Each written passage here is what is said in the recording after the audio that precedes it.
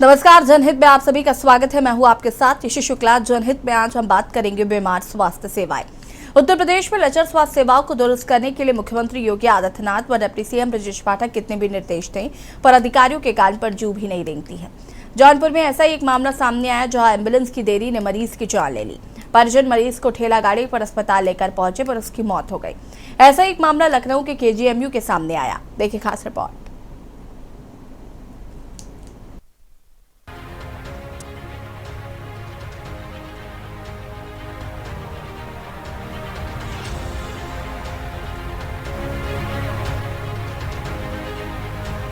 मछली शहर के कायस्थाना मोहल्ले की 55 वर्षीय करिया शुक्रवार दोपहर चक्कर आने से पानी भरे गड्ढे में गिर गए। स्वजन ने एम्बुलेंस के लिए फोन लगाया, लेकिन उसके आने में देर थी तो ठेले पर ही लाद कर सामुदायिक स्वास्थ्य केंद्र पहुंचे, जहां डॉक्टरों ने स्थिति गंभीर देख उसे जिला अस्पताल रेफर कर दिया। परिजन तुरंत उपचार के लिए करिया को लेकर मछली शहर बाजार में डॉक्टर अभयनाथ यादव की क्लिनिक पर चले गए, जहां थोड़ी देर में ही उसकी मौत हो गई। घटना का वीडियो सोशल मीडिया पर लगातार वायरल हो रहा। करिया दोपहर में नित्य क्रिया के लिए घर के पास बने बाथरूम में गए थे। उन्हें चक्कर आ गया और बगल के पानी भरे गड्ढे में गिर गए। एम्बुलेंस उपलब्ध नहीं हुई तो ठेले पर लाद कर सामुदायिक स्वास्थ्य केंद्र पहुंचे, जहां डॉक्टर ने उनका ठेले पर ही इलाज किया और स्थिति गंभीर देख जिला अस्पताल रेफर कर दिया। स्वास्थ्य केंद्र के अधीक्षक डॉक्टर तपेश कुमार की माने तो एम्बुलेंस एक अन्य मरीज को लेने गई थी और थोड़ी देर में पहुंच भी गई, लेकिन तब तक स्वजन इंतजार नहीं कर सके और लेकर चले आए। दूसरा मामला लखनऊ के केजीएमयू से सामने आया है, जहां अस्पताल की व्यवस्था इतनी बदहाल है कि इमरजेंसी में गर्मी से मरीज बेहाल है, तो कहीं परिजन मरीजों पर हाथ का पंखा करते नजर आ रहे हैं। अस्पताल की बदहाली का वीडियो वायरल होने के बाद भी अस्पताल प्रबंधन द्वारा कोई पुख्ता इंतजामात नहीं किए गए। अस्पताल की हालत जो की त्यों बनी हुई है। आपको बता दें, नरैनी कस्बे में सड़क किनारे एक 30 वर्षीय युवक लावारिस हालत में पड़ा हुआ बीती 18 अगस्त को मिला था, जो कि एक गंभीर बीमारी से ग्रस्त था। स्थानीय लोगों ने मृत युवक की जानकारी स्थानीय पुलिस को दी। पुलिस कर्मियों द्वारा इलाज के लिए युवक को जिला अस्पताल पहुंचाया गया, जहां पर चिकित्सकों द्वारा युवक का उपचार किया गया।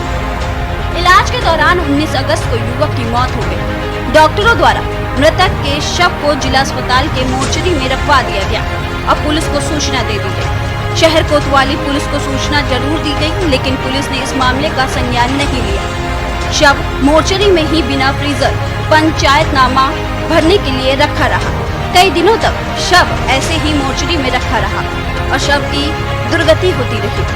अस्पताल प्रबंधन को जब यह जानकारी हुई कि शव का अभी तक पंचनामा करवाया नहीं गया, न ही अभी तक शव का पोस्टमार्टम हुआ है, इसके बाद 29 जुलाई को एक बार फिर अस्पताल प्रबंधन द्वारा पुलिस को सूचना दी गई। तब 31 अगस्त को जा करके शव का पोस्टमार्टम हुआ, लेकिन शव की इतनी दुर्गति हो चुकी थी कि शव को कीड़े खा रहे थे। खुले में पड़े होने की वजह से शव बुरी तरह से दुर्गंध देने लगा था और शव की इतनी दुर्गति हो चुकी थी कि शव को कीड़े खा रहे थे और शव की पूरी तरह से दुर्गति हो चुकी थी। इतना ही नहीं, शव के पोस्टमार्टम में मौत के कारण तक पता नहीं चल पाया। 21 दिन तक मोर्चरी में लावारिस शव रखे रहने के मामले में पुलिस की माने तो एक व्यक्ति गंभीर हालत में मिला था। इलाज के लिए सीएससी में जिला अस्पताल में भर्ती कराया गया, जहां इलाज के दौरान उसकी मौत हो गई, जिसकी सूचना दी गई हेड कांस्टेबल द्वारा मेमो और अपने पास रख लिया गया और जानकारी नहीं दी गई। लापरवाही बरतने वाले 2 कांस्टेबलों को निलंबित किया गया। आगे की जाँच की जा रही है। जो भी तथ्य निकल कर आएंगे उसके अनुसार कार्रवाई की जाएगी। एक व्यक्ति नरैनी थाना अंतर्गत जिसकी हालत ठीक नहीं थी, उसके सीएससी में भर्ती कराया गया था। वहाँ से सीएससी से उसको जिला अस्पताल रेफर कर दिया गया था, जहाँ पे अगले दिन उसकी मृत्यु हो गई। चूँकि व्यक्ति की पहचान स्थापित नहीं थी, जो जिला अस्पताल से मेमो भेजा गया था वो हेड कांस्टेबल द्वारा अपने पास रख लिया गया था कि ये 3 दिन बाद भरा जाएगा, 72 घंटे बाद इसका पंचायतनामा भरा जाएगा। और वो अवकाश पर चला गया। जो अगले जिसके पास चार्ज था उस हेड कांस्टेबल द्वारा भी थानाध्यक्ष को इस संबंध में अवगत नहीं कराया गया। जब दोबारा अस्पताल द्वारा मेमो भेजा गया तब जो है एक उपरीक्षक द्वारा पंचायतनामा पोस्टमार्टम की कार्रवाई कराई गई। अनावश्यक रूप से पोस्टमार्टम में विलंब होने के कारण प्रथम दृष्टया दोषी पाए जाने पर 2 हेड कांस्टेबल को पुलिस अधीक्षक महोदय द्वारा निलंबित किया गया है और इसमें जांच की जा रही है। जो भी तथ्य आएंगे तदनुसार इसमें कार्रवाई कराई जाएगी। में लगातार स्वास्थ्य व्यवस्थाओं को लेकर जहां सरकार कोई कसर नहीं छोड़ रही है, तो वहीं अस्पताल प्रबंधन और स्वास्थ्य कर्मी नियमों को ताक पर रखकर धज्जियां उड़ाते हैं। हालिया मामला सामने आने के बाद सबसे बड़ा सवाल उठता है, ऐसे मामलों पर लगाम कब लग पाएगी। स्पेशल डेस्क के न्यूज़ इंडिया। जी हाँ, तो लाख दावे किए जाए, लाख बातें की जाए कि यूपी की स्वास्थ्य व्यवस्था जो है उसे लगातार बेहतर करने की कोशिश की जा रही। मुख्यमंत्री की बात करें या उप मुख्यमंत्री की, तो वो दोनों लगातार निर्देश तो दे रहे हैं, लेकिन धरातल पर बैठे जिम्मेदारों के कानों में जूं तक नहीं रेंग रही है और इस तरीके के मामले आए दिन देखने को मिलते हैं। आज हम इसी पर चर्चा करेंगे और टीवी स्क्रीन पर भी नंबर फ्लैश हो रहे हैं। इस मुद्दे से जुड़ी यदि आपकी कोई भी राय हो, आप हमें कॉल कर सकते हैं। राजू शर्मा जी कांग्रेस प्रवक्ता हमारे साथ जुड़ चुके हैं और मनीष जैन जी भाजपा नेता हमारे साथ जुड़ चुके हैं। पंकज त्रिपाठी संवाददाता बांदा से हमारे साथ जुड़ चुके हैं। भरत शेट्टी संवाददाता लखनऊ से हमारे साथ जुड़ चुके हैं। अजय कुमार सिंह जी संवाददाता जौनपुर से हमारे साथ जुड़ चुके हैं। आप सभी का बहुत बहुत स्वागत। सबसे पहले भरत आपका रुख करेंगे। लखनऊ का ये पूरा मामला चाहूंगी कि मैं जरा दर्शकों को बताएं क्या कुछ है। अनम्यूट कीजिएगा। देखिए, उत्तर प्रदेश एक ऐसा राज्य है जहां पर तमाम जो सुविधाएं हैं वो कहा जाता है कि मिलती हैं और राजधानी लखनऊ में मेडिकल से रिलेटेड तमाम ऐसे इंतजाम है जहां पर लोग अपनी उम्मीदों को लेकर आते हैं कि राजधानी लखनऊ में हमको बेहतर इलाज मिलेगा। लखनऊ का केजीएमयू जहां पर तमाम जो सुविधाओं की बात होती है, अगल बगल जो आसपास के जिले हैं वहां पेशेंट्स आते हैं, लेकिन तमाम ऐसे वीडियो अक्सर केजीएमसी के वायरल होते रहते हैं जो कहीं ना कहीं प्रशासन पर सवाल खड़े करते हैं। केजीएमसी एक वीडियो आज ऐसा वायरल हुआ है जहां पर ब्लड बैंक है, जहां पर लोग ब्लड लेने जाते हैं और अपना देख के वो दूसरा रिसीव करते हैं। वहां पर लंबी लंबी कतारें लगती हैं, कई लोग वहां बैठे रहते हैं कि हमारा जो ब्लड है वो निकाला जाए, हमारे मरीज का उपचार किया जाए। आधे आधे घंटे, 2 घंटे, 3 घंटे तक लंबी लंबी लाइनें लगती हैं, लेकिन ब्लड के जो काउंटर है जहां से ब्लड लिया जाता है वहां पर कोई भी जिम्मेदार व्यक्ति मौजूद नहीं होता।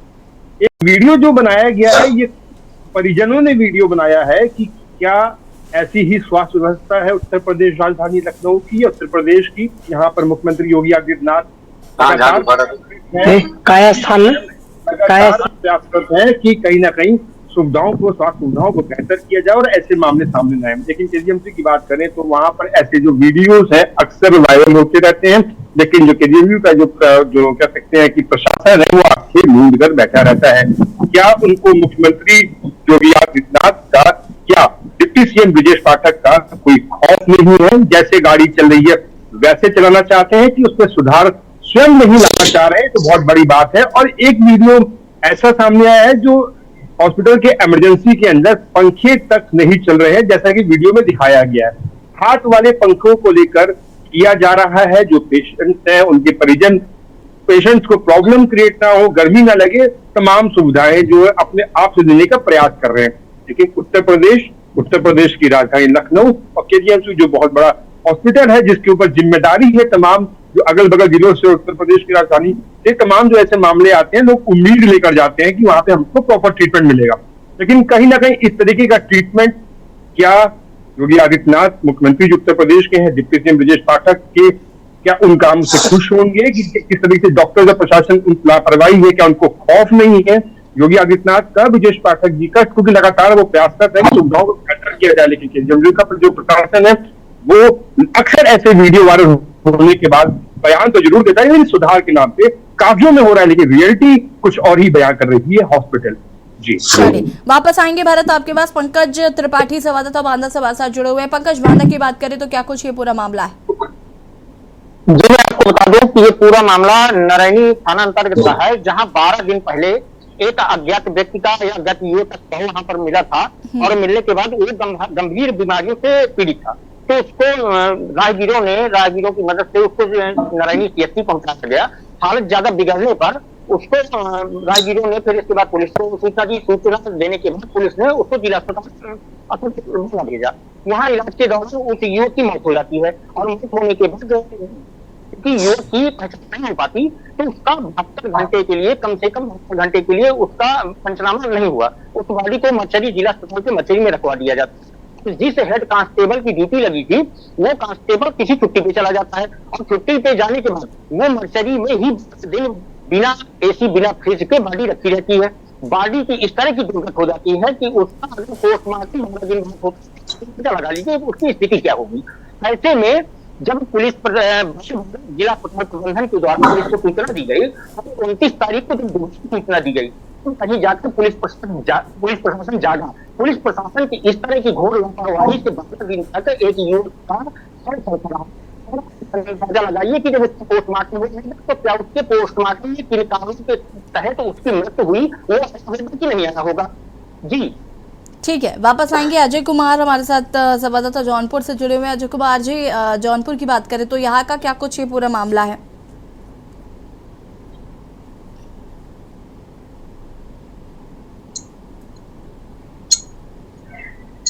जी, आपको बता दें कि ये पूरा मामला जो है मछली शहर सीएससी का है, जहां पर मछली शहर थाना क्षेत्र का काया स्थल गांव के जो है करिया को जो है अचानक उनको जो है सांस फूलने की दिक्कत होती है और उनको आनंद फानन में उनके पुत्र सुशील के द्वारा जो है सीएससी मछली शहर लाया जाता है, जहां पर सीएससी के डॉक्टर के द्वारा जो है उनको ठेले पर ही उनका इलाज शुरू कर दिया जाता है। ना किसी फार्मासिस्ट या किसी अन्य जो है अटेंडेंट्स के द्वारा जो है किसी तरीके से उनको जो है अस्पताल में ले जाता है और उनको जो है अपना पल्ला झाड़ते हुए डॉक्टर जो है उनके बेहतर इलाज के लिए उनको जिला अस्पताल रेफर कर देते हैं। लेकिन मामला और फिर वही जो है अस्पताल के प्रबंधन के द्वारा से कॉल किया जाता है 108 पर के 108 का एम्बुलेंस का आने में देरी होने पर परिजन घबराए हुए रहते हैं और वो उनको लेकर के जो है प्राइवेट नर्सिंग होम में जाते हैं और जाने के दौरान जो है मरीज की मौत हो जाती है करिया की। लेकिन पूरे मामले को जब अगर देखा जाए सीएससी के मछली शहर में तो डॉक्टर और वहां के स्टाफ की बड़ी लापरवाही देखने को मिलती है।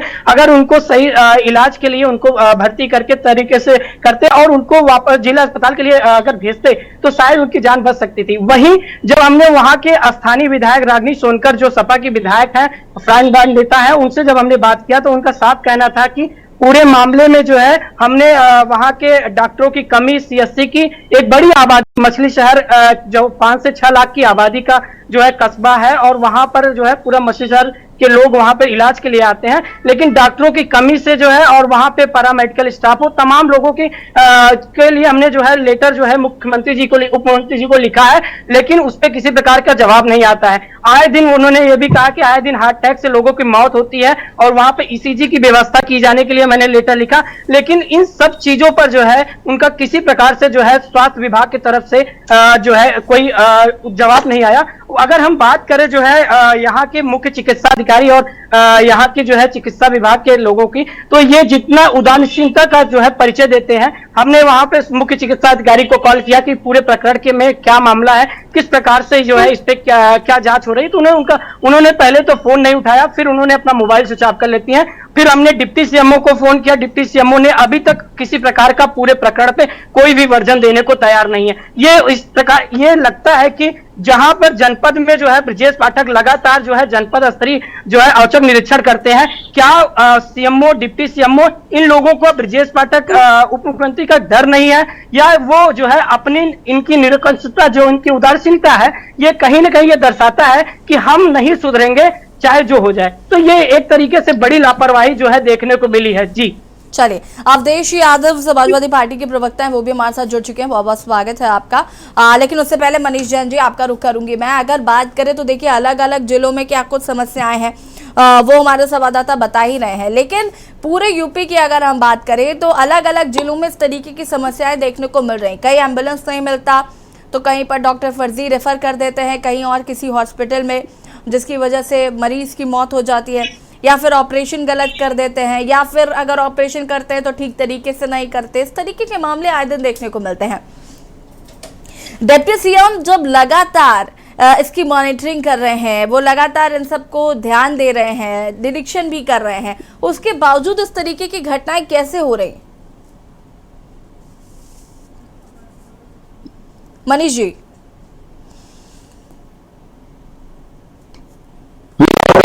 जी देखिए, जैसे भी हालात कोई भी दिखाई पड़ते हैं, कहीं की भी परिस्थिति कुछ भी गड़बड़ होती है, तो उसका सीधा सीधा आपके चैनल वाले या और हमारे विपक्ष वाले सीधा सीधा आरोप हमारी पार्टी के ऊपर लगाते हैं, जिसका कि कहीं से भी कोई दारोमदार पार्टी को नहीं पड़ता। पार्टी अपने लेवल पे, सरकार अपने लेवल पे, मुख्यमंत्री जी और अपने चिकित्सा मंत्री है ब्रजेश पाठक जी स्वास्थ्य मंत्री, वो हर चीज को देख करके हर चीज पे कार्रवाई करते हैं, बेहतर से बेहतर सुविधा उपलब्ध कराने की कोशिश करते हैं। उसके बावजूद यदि कोई छोटी मोटी त्रुटि या छोटी मोटी कोई ऐसी घटना घट जाती है जिसके कारण से आपको ऐसा लगता है कि इसमें एम्बुलेंस को जल्दी आ जाना चाहिए था, एम्बुलेंस को आने में देरी हो गई, तो ऐसा कहीं रास्ता जो आने में देरी कर रहा है उसके जिम्मेदार सरकार नहीं होती। एम्बुलेंस आ रही है, पहुंचेगी, इलाज चिकित्सा उपलब्ध कराएगी। अगर तब तक नहीं आ पाई तो आप आनंद फानंद में उसको ले जाते हैं। किसी भी प्रकार से मरीज की हालत पर भी डिपेंड करता है कि कितनी देर वो सर्वाइव कर रहा है। हो सकता है कि उसकी तबीयत और खराब हो जाए, लेकिन इसकी पूरी जिम्मेदारी सरकार पर नहीं आती। हमारी सरकार बेहतर से बेहतर कार्य करने की कोशिश करती है। हमारी सरकार ने अपनी कार्यशैली से कश्मीर से लेकर के चांद तक तिरंगा फहराया। मनीष जी, आपने कहा ये छोटी मोटी घटनाएं हैं, मुझे बताइए कि बड़ी घटनाएं कौन सी होती हैं? एक व्यक्ति की मौत हो गई, ये छोटी घटना है? मतलब बड़ी घटना हम तभी मानेंगे जब 4-5 लोगों की एक साथ मौत हो जाए तो बड़ी घटना है। एक व्यक्ति की जान क्या उतनी ज्यादा कीमती नहीं है आपकी नजरों में? और सरकार की जिम्मेदारी नहीं है तो क्या हमारी जिम्मेदारी है? हम ध्यान देंगे कि कहाँ पे ईसीजी की मशीन नहीं है, कहाँ पर डॉक्टर नहीं है, कहाँ पर और लोग नहीं मिल रहे हैं, ये सब हम देखें? बता दीजिए ना सर, हम वो भी कर लेते हैं अगर देश हित में यही करना है तो। नहीं, सरकार क्या इसलिए बनी है कि जितनी भी जनता उत्तर प्रदेश की है सबको अमृत का वरदान दे दिया जाए। सारे लोग अमर हैं कि कोई किसी तबीयत खराब हो ही नहीं सकती, कोई डेथ हो ही नहीं सकती, कुछ घटना घट ही नहीं सकती। क्या और की सरकारों में तो आपको अस्पतालों में ताला लगा देना चाहिए, क्योंकि अमृत का वरदान ना आप लेकर आए ना हम लेकर आए हैं। मरना सबको है, तो कोई कैसे भी मर जाए, कोई कैसे भी मरे। सरकार के ऊपर हर चीज का आरोप नहीं दिया जा सकता। किसी व्यक्ति का अगर स्वास्थ्य खराब है, बेहतर से बेहतर चिकित्सा सुविधा उपलब्ध कराई जा रही है, लेकिन उसके बावजूद स्वास्थ्य व्यवस्था बेहतर हो, ये किसकी जिम्मेदारी है? मैं वही तो पूछ रही हूँ, मुझे बता दीजिए सर। मुझे नहीं मालूम है कि किसकी जिम्मेदारी है, हमारे चैनल वालों को भी नहीं मालूम किसकी जिम्मेदारी है। आप बताएंगे तो हमें पता चलेगा किसकी जिम्मेदारी है। बिल्कुल नहीं, स्वास्थ्य सेवाएं बेहतर से बेहतर है, पूर्व की सरकारों से बेहतर है। पूर्व की सरकारों में भी स्वास्थ्य सेवाएं देखी गई हैं, कितनी नरकी अवस्था जिला अस्पतालों में रहती थी, आज उनसे कहीं ज्यादा बेहतर स्वास्थ्य सेवाएं उपलब्ध कराई जा रही हैं। और यदि किसी की त्रुटि ऐसी होती है कि किसी के कारण से एम्बुलेंस रास्ते में जाम है, रास्ता खराब है, एम्बुलेंस देर से पहुंच रही है, तो उसका जिम्मेदार सरकार नहीं है। एम्बुलेंस को बुलाना है, समय से बुलाए, समय से पहुंचे, यदि उसके बावजूद भी कोई अपनी घटना। चलिए मनीष जी, आपसे विस्तार से इस पर बात की जाएगी। हमारे साथ कानपुर से एक दर्शक जुड़ चुके हैं, सुरेश, उसके बाद राज जी आपका रुख करूंगी मैं। सुरेश जी, बहुत बहुत स्वागत है आपका, अपनी बात रख सकते हैं आप। वर्मा जी, मैं ये कहना चाहता हूँ, एम्बुलेंस के इंतजार में और डॉक्टरों के इंतजार में मरीजों की हत्याएं हो जाती हैं, मरीज नहीं अस्पताल में पहुंच पाते हैं। जब भारतीय जनता पार्टी के मनीष जैन प्रवक्ता जी बैठे हुए हैं, मैं इनसे पूछना चाहता हूँ, तो इससे तुम्हारे डिप्टी सीएम है ब्रजेश पाठक जी, स्वास्थ्य मंत्री, ये क्या देखते हैं, क्या निरीक्षण करते हैं? अधिकारी फिर भी अपना काम नहीं सही ढंग से कर रहे हैं। ऐसा कहीं न कहीं कोई कमियां हैं, इस कारण सरकार से डरते नहीं सरकारी कर्मचारी। इनमें इनका ध्यान देना चाहिए कि मतलब एक कमेटी गठित करके इनके ऊपर शिकंजा कसना चाहिए, जो जनता के ऊपर ये जो समस्याएं आ रही हैं, ये समस्याएं नहीं आनी चाहिए। मैं प्रवक्ता इसे पूछना चाहता हूँ, जब बीजेपी के प्रवक्ता मनीष जैन जी बैठे हुए। ठीक है, बहुत बहुत शुक्रिया आपका जुड़ने के लिए और अपनी राय रखने के लिए। लगातार टीवी स्क्रीन पर नंबर फ्लैश होना, इस मुद्दे से जुड़ी यदि आपकी कोई भी राय हो आप हमें कॉल कर सकते हैं। राज शर्मा जी, क्या कुछ कहना चाहते हैं? मनीष जैन जी की मैं सारी बात सुन रहा था, इन्होंने तो कहने के लिए नहीं छोड़ा, बस एक ही बात छोड़ी कि जो ये सारी स्वास्थ्य सुविधाएं जो भ्रष्ट हो चुकी हैं, वो जो बिल्कुल ट्यूब फट चुका है, उसकी जिम्मेदारी हम ले सकते हैं। आप तो नहीं लोगे, क्योंकि आप अभी तक मान भी नहीं पाए कि आप सरकार हैं। आपको जनता से कोई सरोकार भी नहीं है मनीष भाई। आपने बहुत असंवेदनशील बयान दिया कि छोटी मोटी घटना होती है, और हमारे कार्यकाल में जमीन से हम चंद्रयान तक पहुंच गए। हालांकि चंद्रकांत बनाने में पार्टी का कोई रोल नहीं है। चलो मान लेते हैं, प्रधानमंत्री जी को दे देते हैं। और जो ये हत्याएं हो रही हैं, गैर इरादती जो हत्या हो रही है, इसकी जिम्मेदारी मनीष भाई कौन लेगा? क्या देखो सवाल आप ही सुधरेंगे। आपने तो बिल्कुल हमारी तरफ सीना तान के बंदूक चला दी कि आप हमसे कह देते हैं सरकार की जिम्मेदारी नहीं है। अरे सरकार की जिम्मेदारी नहीं है तो सरकार की रहने की क्या जिम्मेदारी बताइए? मैं तो नहीं समझता सरकार को एक सत्ता पे आश्रय रहना चाहिए। लेकिन यही सबसे जो गलत बात हो रही है, मनीष भाई नहीं कह पाएंगे, वो उनकी एक मजबूरी है। मनीष भाई सबसे पहले बताऊं, कोई काम नहीं कर रहा है, सच्चाई यही है। आपको इस बात सारे काम छोड़ दिए, आपको बस कुछ भी चाहिए, घोसी सीट जीतनी है। कितनी हेरा फेरी करनी, किस अफसर को कहां भेजना, क्या करना है, बस आप चाहते हो घोसी सीट जीत जाए। आप लोग खुद ही कहते हैं हम तो इलेक्शन के मोड में रहते हो। जो व्यक्ति हर समय इलेक्शन के नशे के मोड में रहेगा, मुझे ये बता दो वो फिर जनता की सेवा क्या करेगा? इसी नशे को खत्म करने के लिए तो वन नेशन वन इलेक्शन का एजेंडा लेकर आ रहे हैं, ताकि ये नशा ही नहीं रहे, ताकि कुछ काम कर सके। चाल है ये, एक चीज में बहुत चालाक हैं। जैसे जुगनू जादूगर जब जादू दिखाता है तो वो अपने पीछे लाइट चलाता है यंगी, क्योंकि वो भटकाता है ध्यान। ये देखो इन्होंने भटकाया कैसे कि अब अडानी का मामला ना चल जाए तो वन नेशन ला दो। जब आप वन नेशन लाओगे, इनसे ही पूछ लो मनीष भाई से, ये मुझे इस पे जवाब देंगे, क्या इतने बड़े विशाल देश में ये करना संभव है? और अगर आपकी नीयत साफ है, आपकी नीति में खोट नहीं है, आप सब नेताओं को, सब विपक्ष के नेताओं को और बड़े बड़े अफसरों को विश्वास में लेके, आप दो ही लोग, आप देखिए, मैंने आज तक 301 एमपीओ में आपके एक भी एमपी को नहीं सुना जो कहता हो ये मेरा विजन था। आदरणीय मोदी जी का विजन, आदरणीय योगी जी का विजन, आदरणीय अमित शाह जी का विजन। अरे भाई जब दोनों का ही विजन है तो 302 एमपीओ को इस्तीफा दिला दो, सरकार का पैसा बचेगा।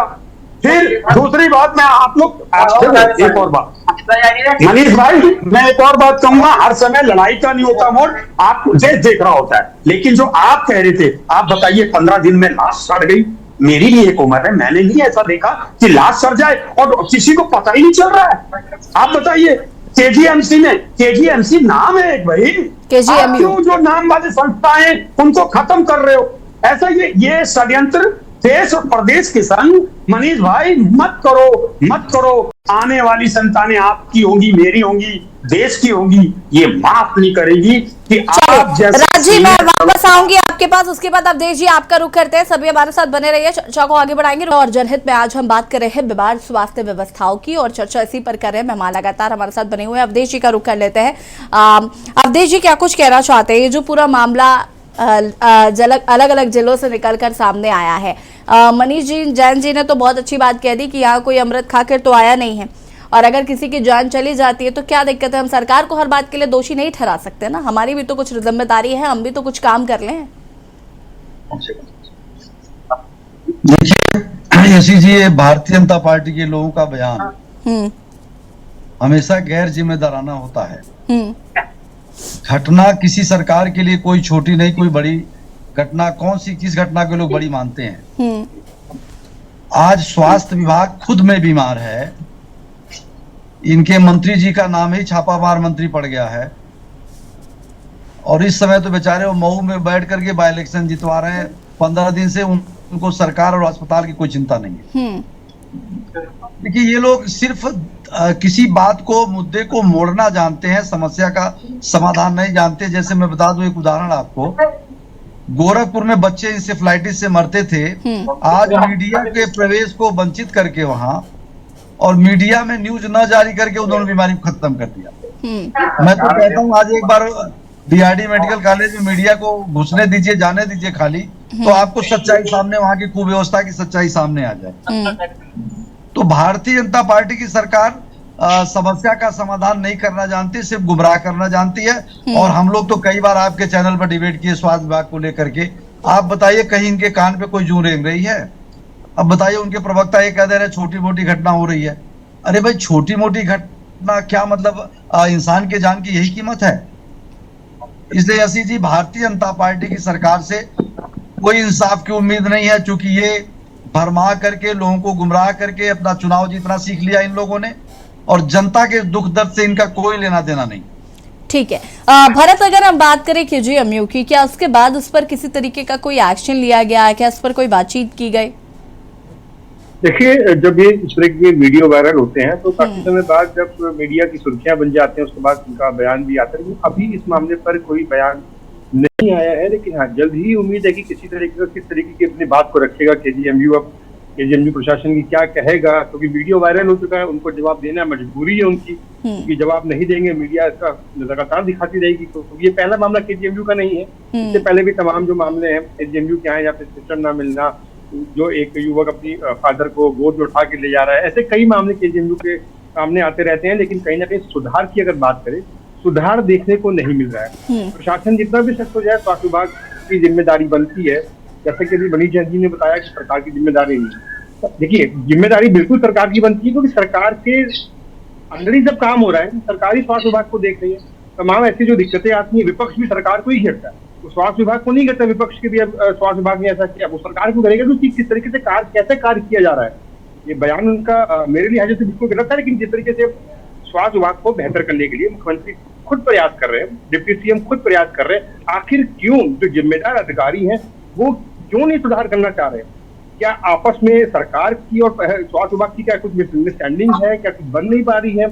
क्या हो रहा है कि आज उत्तर प्रदेश के तमाम जिलों से ऐसे जो वीडियोस हैं वो वायरल हो रहे हैं? अगर कहीं ना कहीं ऐसी जो गलतियां हो रही हैं, स्वास्थ्य विभाग सुधरना नहीं चाह रहा है, या फिर जिस तरीके के वीडियो तमाम जिलों से वायरल हो रहे हैं, कहीं ना कहीं कमी है तभी वायरल हो रहे हैं, अदरवाइज ऐसे वीडियोस वायरल ना होते। केजीएमयू को तो तमाम ऐसे वीडियो वायरल होते हैं, प्रशासन की नहीं सुधार किया जाएगा, बेहतर किया जाएगा, लेकिन उसके बावजूद ऐसे तमाम वीडियो वायरल होना, क्योंकि जब वीडियो वायरल होते हैं तभी जो जनता को, तभी तमाम लोगों को जानकारी होती है कि मामला हुआ है। कई मामले ऐसे भी होते हैं जिनके वीडियो वायरल नहीं हो पाते, जो वीडियो नहीं बन पाते। कितने ऐसे मामले होंगे, वो आदमी चाहे उसकी जान चली जाती हो, चाहे खुद चला जाता हो, लेकिन ऐसे कहीं ना कहीं वीडियो वायरल होना लापरवाही उजागर जरूर करता है और सरकार की जिम्मेदारी जरूर बनती है। तो ब्रजेश पाठक जी जो मंत्री उत्तर प्रदेश सरकार में डिप्टी सीएम है, और उनको जानना चाहिए कि आखिर क्या कारण है कि ये जो अंडरस्टैंडिंग क्यों नहीं बन पा रही है, और इसका जो पीस रहा है वो आम जनता ही पीस रही है।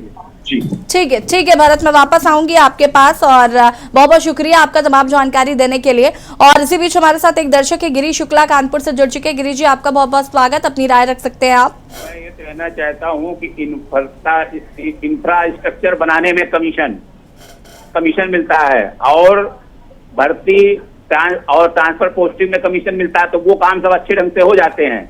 लेकिन जहां संस्थाओं को चलाने की बात है प्रैक्टिकल वे में, तो उसमें मंत्रियों को या तंत्रियों को किसी को कमीशन मिलता नहीं है। उन्होंने वो सब राम भरोसे छोड़ देते हैं। केवल आप परेशानियां बताते रहिए, हमें और बजट चाहिए और हमें कुछ कर देना है, लेकिन कोई चीज ये चला नहीं पाएंगे। तो चलाने के लिए आपको रेगुलर मॉक ड्रिल करने पड़ेंगे, आपको हर चीज को एक व्यवस्थित ढंग से चलाना पड़ेगा। उसके लिए कोई कोशिश नहीं करते हैं, केवल पैसा खर्च करके कमीशन कमाने पे लगे रहते हैं। इसलिए ये सारी व्यवस्थाएं बिगड़ी हुई हैं। अच्छी तरह कर्मचारी समझता है कि खूब कमीशन खा रहे हैं, इसीलिए इनकी बात सुनता नहीं वो। और अगर ये ईमानदारी से खूब काम करते हो तो नीचे लेवल पे आदमी की हिम्मत नहीं है कि वो काम ना करे, क्योंकि सरकारी खजाने से तनख्वाह ले रहा है और सरकार के कहने से काम ना करे, ऐसा संभव ही नहीं रहे देश में। ठीक है गिरीश जी, बहुत बहुत शुक्रिया आपका जुड़ने के लिए और अपनी राय रखने के लिए। और हम यहाँ पर रुक करना चाहेंगे पंकज त्रिपाठी का। पंकज, अगर हम बांदा की बात करें तो यहाँ पर फिलहाल क्या व्यवस्थाएं जो है देखने को मिली, और साथ ही साथ इस पर किसी तरीके का कोई एक्शन हुआ या नहीं हुआ? फटाफट कम शब्दों में अपनी बात को पूरा करेगा। बता दूं यशी जी कि इस मामले को लेकर जो युवक की मृत्यु होती है, तो मृत्यु को लेकर पुलिस अधीक्षक महोदय हेड कांस्टेबल को सस्पेंड भी करते हैं। अभी मैं बता दी, जैसे कि मनीष जी ने कहा, भारतीय जनता पार्टी के प्रवक्ता है कि घटना कौन सी छोटी कौन सी बड़ी, तो घटना न छोटी होती है न बड़ी होती है।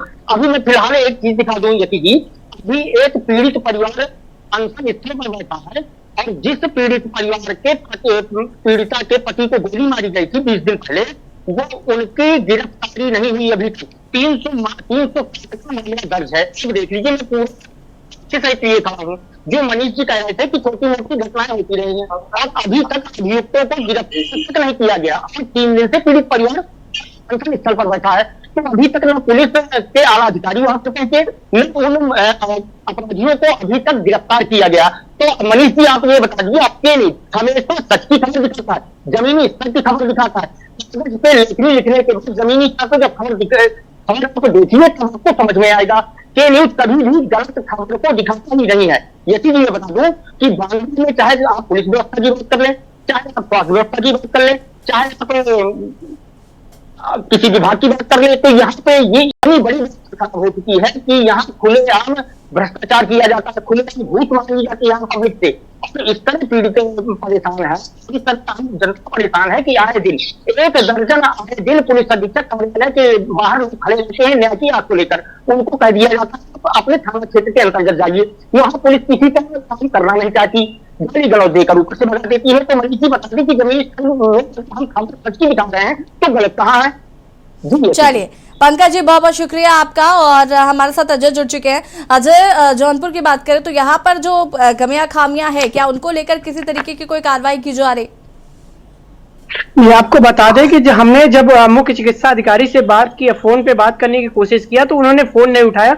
आप उनका उदासीनता का कार्यशैली उनके इस तरीके से देख सकती हैं कि पहले तो जहां पे मुख्यमंत्री जी कहते हैं कि सभी अधिकारी अपने कार्यालय पे समय से बैठेंगे और सभी के फोन का जो है रिस्पांस देंगे, लेकिन वहीं जो है अधिकारी जो है बिल्कुल जो है फोन पे कोई बात नहीं करते हैं। अगर कोई बयान किसी प्रकरण पे देने होता है तो वो बयान नहीं देते हैं। तो इससे समझा जा सकता है कि उनको किसी का डर है नहीं और वो उनको जो उनकी कार्यशैली है वो उसी हिसाब से वो करेंगे, जो उनको सही लगेगा उसी हिसाब से करेंगे। अगर वहीं हम आपको बता दें कि अगर जहां अधिकारियों की उदासीनता की बात है, आप हमारे यहीं बगल में जो है उमानाथ सिंह मेडिकल स्वशासी मेडिकल कॉलेज है, जिसका जो है प्रधानमंत्री जी ने लोकार्पण कर दिया उस 22 में विधानसभा चुनाव के पहले। उसके बाद से मेडिकल कॉलेज में मुख्यमंत्री जी ने विजिट किया, उसके बाद मुख्य चिकित्सा सचिव ने विजिट किया, लेकिन आज के डेट में मेडिकल कॉलेज अपने 7 से 8 सालों में मेडिकल कॉलेज बन नहीं पाया। और आपको बता दें कि मीडिया को पूरी तरीके से वहां पे जाने की पाबंदी लगा दी गई है। मेडिकल कॉलेज के जो प्रिंसिपल है उन्होंने मीडिया को अंदर घुसने की इजाजत नहीं देते हैं। तो आप समझ सकते हैं कि स्वास्थ्य विभाग के अधिकारी या मेडिकल कॉलेज का प्रशासन किस तरीके से अपनी खामियों को छुपाने के लिए जो है मीडिया से दूरी बनाता है। जी अजय बहुत बहुत शुक्रिया आपका, पंकज आपका भी और भरत आपका भी बहुत बहुत शुक्रिया जानकारी साझा करने के लिए। हमारे साथ एक दर्शक सत्येंद्र है, वो जुड़ चुके हैं। बहुत बहुत स्वागत है सत्येंद्र आपका, बाराबंकी से जुड़े हैं, अपनी राय रख सकते हैं आप। जी मैम, ये बताना चाह रहा हूँ कि ये तो लखनऊ का मामला है, लेकिन बाराबंकी जो हमारा जनपद है वहाँ पे अपने ब्रिजेश पाठक जी जो स्वास्थ्य मंत्री हैं 3 मरतबा आए हैं, लेकिन कुछ भी यहाँ के जो हॉस्पिटल पे कार्रवाई होनी चाहिए वो ऐसा नहीं है। ट्रामा सेंटर यहाँ का रेफर सेंटर बन चुका है, अपनी मनमानी करते हैं। वो लखनऊ जाते हैं, डेली अप डाउन करते हैं, यहाँ रुकते नहीं है। अब कोई भी मरीज यहाँ पर अगर जाता है तो वो अब दिक्कतों का सामना करना पड़ता है उसको। काफी कुछ दिक्कतें हैं यहाँ के जिला अस्पताल में, लेकिन शासन प्रशासन उसको ठीक करने की बात नहीं कर रहा है। जैसे यहाँ पे हार्ट के डॉक्टर का रिटायरमेंट हो चुका है, वो नहीं है। अल्ट्रासाउंड मशीन के टेक्नीशियन का रिटायरमेंट हो गया है, वो नहीं हो रहा है। अल्ट्रासाउंड नहीं हो रहा है। इस तरह की तमाम जो कमियां हैं यहाँ जिला अस्पताल में है। ये तो एक वो तो पूरा जिले बाराबंकी कहा जाए तो पूरा जिला संभालता है। लखनऊ का अगर KGMU का बात करें तो वहाँ पे तो पूरे उत्तर प्रदेश के लोग आते हैं, लेकिन जो जिले के छोटा सा यहाँ पे बाराबंकी जिले को नहीं संभाल पा रहा है, जो डॉक्टर की कमी है, शासन प्रशासन इस पर गौर नहीं कर रहा है। तो आपके माध्यम से ये मैं कहना चाहता हूँ कि यहाँ पर कुछ जिला अधिकारी अगर कुछ कर सकते हैं या हमारे डिप्टी CM जो स्वास्थ्य मंत्री हैं वो कुछ कर सकते हैं तो ज्यादा बेहतर होगा। वो नायक फिल्म की तरह आते हैं, अनिल कपूर की तरह एंट्री करते हैं, लेकिन कुछ कार्रवाई नहीं करते हैं। ठीक है सत्येंद्र, बहुत बहुत शुक्रिया अपनी राय रखने के लिए। और लगातार टीवी स्क्रीन पर नंबर फ्लैश हो रहा है, इस मुद्दे से जुड़ी आपकी कोई राय हो आप हमें कॉल कर सकते हैं। मनीष जी, अगर सरकार जिम्मेदार नहीं है, अगर सरकार पर इल्जाम ना लगाए जाए, अगर सरकार से सवाल ना पूछे जाए, तो डिप्टी CM ब्रिजेश पाठक क्यों जाते हैं जगह जगह निरीक्षण करने? क्यों वो एक्टिव हैं? क्यों वो स्वास्थ्य मंत्री हैं? जब ये सरकार की जिम्मेदारी ही नहीं है, सरकार का ये काम ही नहीं है, तो मुझे बताएंगे डिप्टी CM क्या करते हैं अस्पतालों का निरीक्षण करके?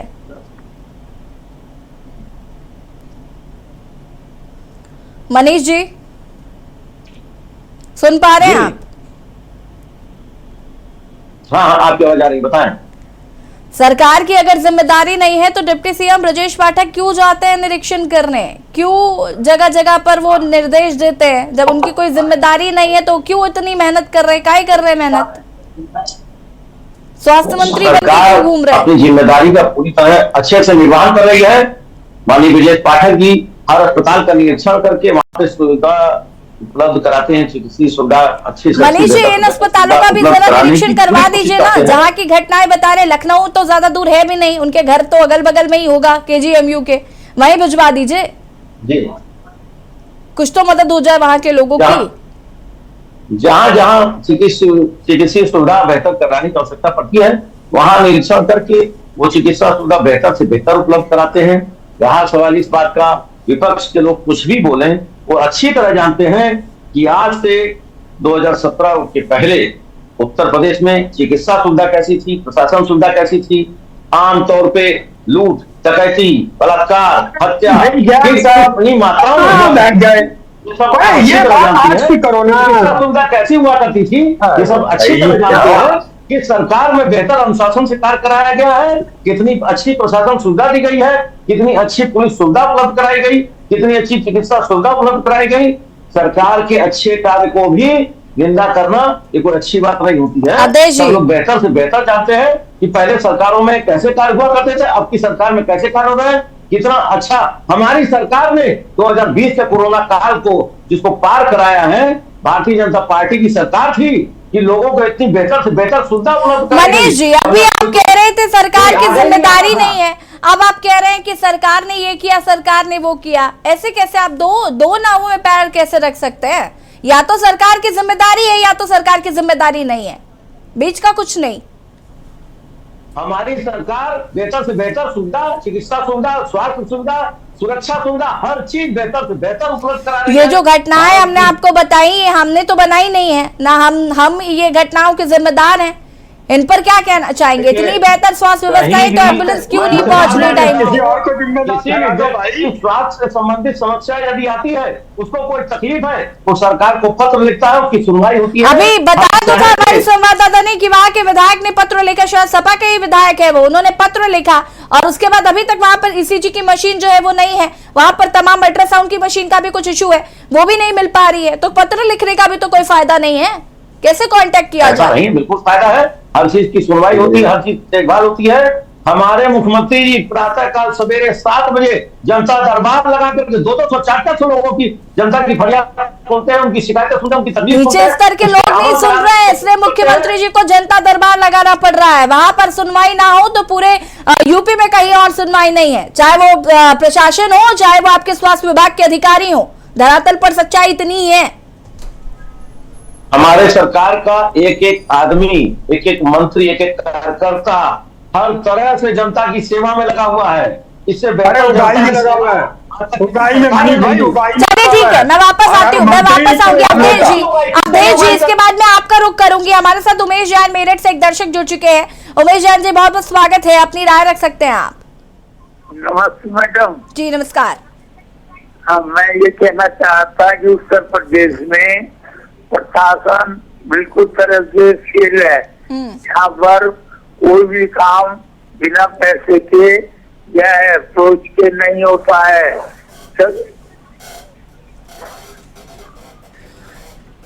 उमेश जैन जी सुन पा रहे?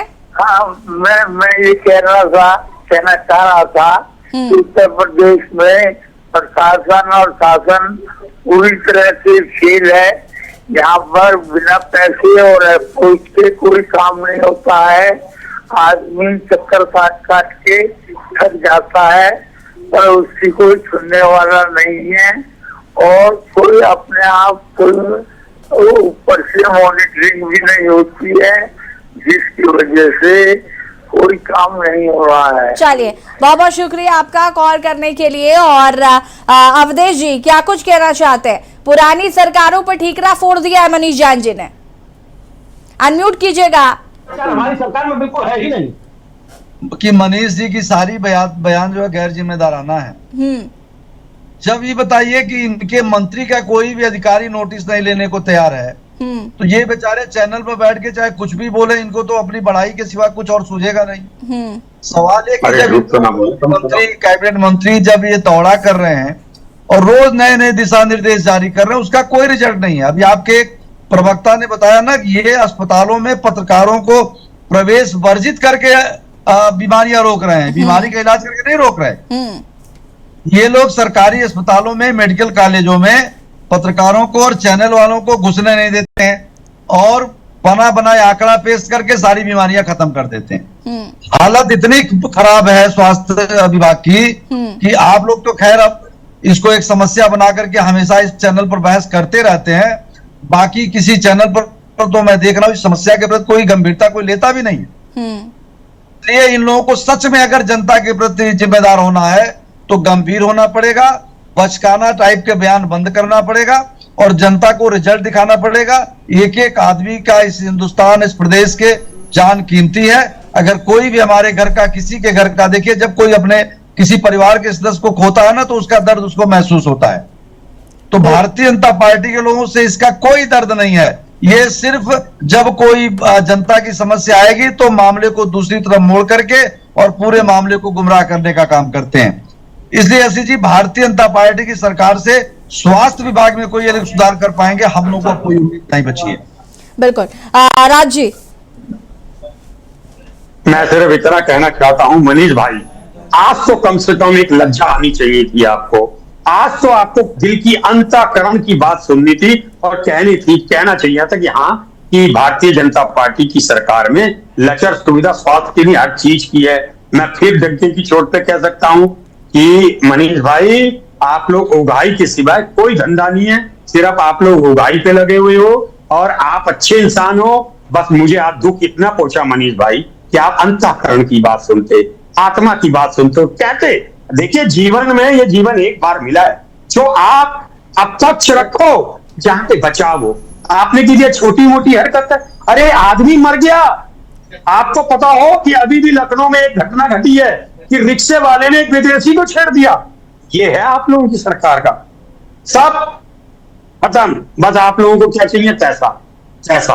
और एक क्षमा के साथ कहता हूं मनीष भाई, आप तो जिम्मेदारी नहीं लोगे, मैं ले लूं जिम्मेदारी, मेरी पार्टी ले ले, सारी जिम्मेदारी आप नेहरू जी को दे दो, ये भी चलेगा। क्योंकि आप लोग गलती से बाय डिफॉल्ट आप लोग चुन गए, वरना आपको चुनना नहीं था। ये जनता समझ रही है। राज्य देखिए, व्यवस्थाएं लचर है। मनीष जी के मानने या नहीं मानने से कुछ नहीं होगा और उसकी जिम्मेदारी भी शासन, प्रशासन, स्वास्थ्य विभाग, सरकार सभी की है और सबको ध्यान देने की जरूरत है। इसी बीच हमारे साथ एक दर्शक है, रजवान बाराबंकी से जुड़ चुके हैं। वापस स्वागत है, अपनी राय रख सकते हैं आप। हेलो जी मैम, आपको बताना चाहेंगे उत्तर प्रदेश में कमोवेश स्वास्थ्य की जो व्यवस्था है इसी तरीके से है। यही हाल बाराबंकी में है।